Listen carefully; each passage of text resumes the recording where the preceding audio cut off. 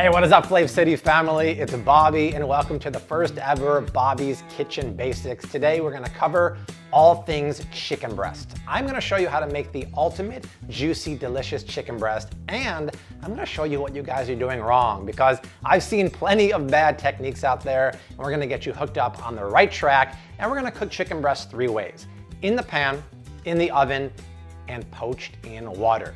So before we get rocking, hook me up and subscribe to my channel. We are rocking out new videos every single week, and I want you guys to join the Flav City community. All right, in front of me, as you can see, I have 2 chicken breasts. One of these things is not like the other, and this is the one right here. Look at this big fat honker of a chicken breast. You cannot cook this thing evenly. It's too fat, it's too irregular, and if I compare that to this little guy here, this one is organic. It hasn't been pumped full of hormones, and I don't call it the Incredible Hulk of chicken breast, and it's much easier to cook evenly without overcooking. So if you don't mind spending a little more money, ditch the traditional one that's pumped full of hormones. It just is. Go for the organic one because it has a lot more flavor and the texture is better. But if you look on the back side, it still has this chicken tender right here. So the first thing we're gonna do is grab a cutting board. We're gonna cut that tender away, that way it cooks more evenly.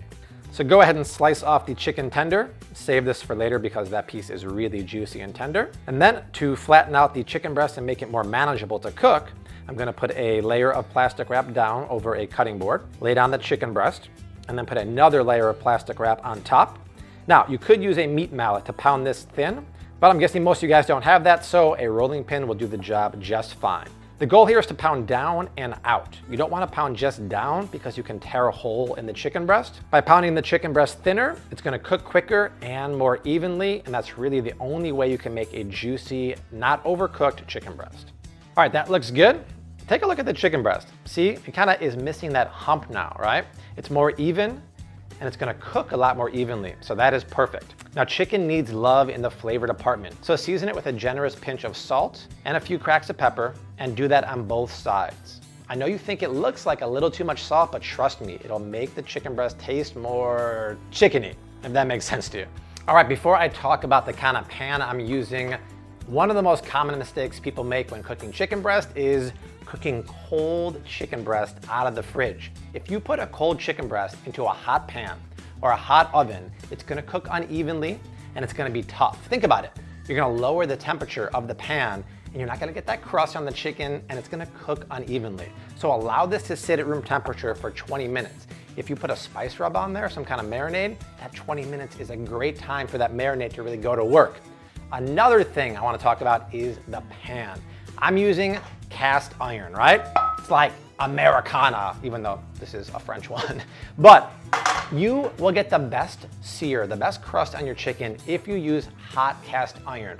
Can you use nonstick? Of course you can. It's just not gonna have quite as beautiful as a crust as the cast iron. Now, I will put links down below in the description box for the ones I use. But regardless, you have to preheat your pan for 2 minutes over medium-high heat. You really have to give it a time for the temperature to come up. Then, once I drizzle the oil into the pan, I'm gonna use about 2 teaspoons of olive oil. You can also use avocado oil or grapeseed oil. And once that oil goes in the pan, swirl the pan so the oil coats it completely, and then give it 30 seconds. I want that oil to heat up. Hot pan, hot oil, hot crusty chicken. That's what we want. All right, once the oil starts to shimmer a little bit like that, go in with the chicken breast, and that's what you want to hear. You want it to sizzle and start cooking immediately. Tip number 2 that people always do wrong: they start to poke and prod the chicken as soon as it goes in the pan. If you do that, you're gonna ruin the sear on the chicken. So just leave it alone. Let it do its thing for 4 minutes and the crust is gonna be ridiculous. After 4 minutes, take a look at the side of the chicken breast. See how it's kind of white and kind of opaque in color? That pretty much means it's halfway done. So let's flip the chicken. Oh yes. Did I not tell you guys? That golden brown crust is just so darn tasty. And remember, we're only gonna flip it once. So that was 4 minutes on the first side. We're gonna do 3 minutes on the second side. If you poke the chicken, you can kind of tell when it's done, right? It's firm, but has a little give left. And then I'm gonna take it out of the pan. But look at that, you guys. Come on, both sides are golden and sizzly. And then move it to a clean platter. All right, this brings us to another chicken tip that you guys might be doing wrong. When chicken comes out of the pan, it has to rest for 5 minutes before you cut into it. Why? Well, think about it. It just came out of a hot pan. The juices inside of this chicken right now are boiling. If I cut into this chicken, the juices are gonna run out and it's gonna go dry. Chicken breast already tends to be dry and has no fat, so you're not doing it a disservice, or you're doing it a disservice by cutting it. So let it rest for 5 minutes. It will not get cold. If you want to cover it with plastic wrap, you can. In the meantime, you may have seen me using these splatter guard while cooking. Oil splatters out of the pan all the time. I use these in all my videos. It helps with the cleanup to make it a lot easier. If you don't have one, I highly recommend it. Check it out in the description box below. All right, let's slice up that chicken breast. Oh, this is perfect. It's so juicy. The knife goes through it so easily, and look at that. Have you ever seen such a juicy chicken breast? It's moist, it's perfectly cooked, and that is not overcooked at all, my friends. All right, finally, that is what a chicken breast should be. Gone are the days of dry, overcooked chicken. It's seasoned perfectly, and that crust on there. Have you had a chicken breast that juicy before? No, See, this in is a good while, not for a long time. Okay, maybe mom used to make something like that, not right? for a little bit. Now, if you're wondering how to know when it's done, I'll show you with the oven technique how to use a probe thermometer. But I have so many healthy meal prep recipes featuring chicken breast. You can check out my creamy chicken and mushroom meal prep, my fennel spice chicken breast with cream spinach.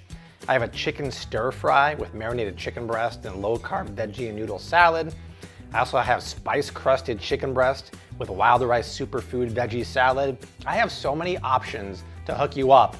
You better hurry up before Brandon eats all of it. All right, next up, we're gonna do the oven baked technique for a perfect chicken breast. I'm preheating the oven to 450 degrees. Drizzle over some olive oil on the chicken breast. Rub it around on both sides. And then once again, give it a nice liberal pinch of salt. And then for some additional flavor, I'm gonna sprinkle over some smoked paprika and some cumin powder, and then rub that around. Help it kind of create a nice crust over the chicken. Flip it over, and then do a little more salt, some smoked paprika, and some cumin. Give it one more Swedish massage, and then transfer that to the oven for 15 minutes. All right, now things get a little trickier in the oven because I can't really press it like I did in the pan, and I don't want to overcook the chicken. So a lot of recipes I see online say cook chicken breast to 165 degrees. Well, yeah, go ahead and do that if you want dry, overcooked chicken breast. The final temperature of chicken should be 160, which means you should pull it from the oven, the pan, the poaching liquid at 155 degrees because there's something called carryover heat. The juices are boiling inside, like I said before. When you take it out of the oven or the pan, it keeps cooking another 5 degrees. So if you pull it at 160 or 165, it's gonna overcook. How do I know what 155 is? Invest $12 in a probe thermometer. I'm gonna stick this in the chicken in the oven after about 13 to 14 minutes and pull it when it exactly gets to 155. So after about 10 minutes, let's go into the oven and insert that probe thermometer into the deepest part of the chicken breast, and then close the oven back up. Attach the probe to the housing, and then see what it does. It has the internal temperature on the left-hand side, and I have the target temperature on the right-hand side. So I'll set an alarm, and it'll tell me exactly when it hits 155. All right, now, so it's 155. It's gonna carry over to 160, but leave that probe thermometer in there. Because what happens? We just made a hole in there. Juices inside are boiling once again. All the juices will come out through that little hole. It'll be like the old faithful geyser of chicken breast. So plug it back in, let it rest for 3 to 5 minutes, and you can see in the meantime, the temperature will carry over to like 160-ish, 165, good to go. Let's remove the probe thermometer and then slice up that chicken breast. Oh man, the knife is going through it like a hot knife through butter. And look at that. The chicken is perfectly juicy. It's not overcooked, and the juices are just streaming out of that so beautifully. All right, we gotta eat. Cheers. Oh, cheers. Oh, that's all right. Listen, you don't have the hard sear. You don't have the crust from the pan, which I love, but for an oven-baked chicken, it's about as juicy as they get. Those spices like the smoked paprika and the cumin, they're banging on top. You have to give this a little love in the flavor department, but it's perfectly cooked. Now the last method is poached. Brandon is not too familiar with poached, right? Not at all. This will be probably this will be my first time having it. Okay, well, it's the trickiest one because it's the easiest one to overcook the chicken. The key is to do it very gently in a very flavorful cooking liquid. So should we do that? Yeah, let's do it. Do it. All right, to make a juicy poached chicken breast, I have a pan of cold water here. You have to start with cold water because you want the chicken breast to cook evenly from the outside to the inside. So I'm gonna flavor this water with a ton of delicious ingredients like fresh sage, fresh rosemary, fresh thyme, a few lemon slices, a couple cloves of smashed garlic, a teaspoon of black peppercorns, and 1 bay leaf, and a teaspoon of kosher salt. And then go ahead and add your chicken breasts. Whack the heat onto medium-high, bring the water to just a simmer, and then right away lower it to kind of medium-low heat. All right, if you're boiling this mixture, you're gonna overcook the chicken. If you're simmering the mixture, you're gonna overcook the chicken. The poach is so gentle. It's a very, very delicate technique, and you wanna keep it nice and low without bubbles. That way the inside of the chicken cooks roughly at the same time as the outside. So if you don't monitor your heat, it's gonna be tough. So keep an eye on that for about 10 minutes. After 10 minutes, let's get the chicken breast out of the poaching liquid. And if you wanna be 100% sure they're done, just stick that probe thermometer in the deepest part of the chicken and then let them rest once again 5 minutes. Go ahead and slice it up. And these are beautiful, really, really juicy and perfectly cooked, and all those yummy aromatic flavors going right into the chicken. All right, let's try this poached chicken out. Brandon's a little scared of the white meat chicken here. Look. It's not that I'm scared, it's that I'm scared. And no offense, I like seasoning, so. You have to confront your fears head on here. Yeah, I mean, here we go, I guess. No. This poached chicken is perfect for a chicken salad. Never buy rotisserie chicken from the store. It's pumped with chemicals and MSG and really bad stuff. Poach your own chicken or roast your own chicken. I have a curry chicken salad recipe. I have a keto chicken salad recipe. I have oven roasted chicken salad recipe. Now, this is, to be honest, the least favorite of my 3 preparations. Yeah. It doesn't have the crust. It doesn't have the seasoning. It doesn't have that that crusty crust on there. But either way, you guys now have the knowledge to make the perfect juicy chicken breast 3 ways. Never ever overcook a chicken breast because you have the tools and techniques to do it. We kind of demystified some popular things that people do wrong with them. And so all the recipes and techniques are down below in the description box. If you have a request for upcoming Bobby's Kitchen Essentials and Basics, leave a comment, let us know. Subscribe to our channel. Share this video if you want to see 2 more recipes that feature chicken breast and yummy, yummy meal prep recipes. They're streaming below me right now. But I will see you soon. # keep on cooking, mad love. Peace.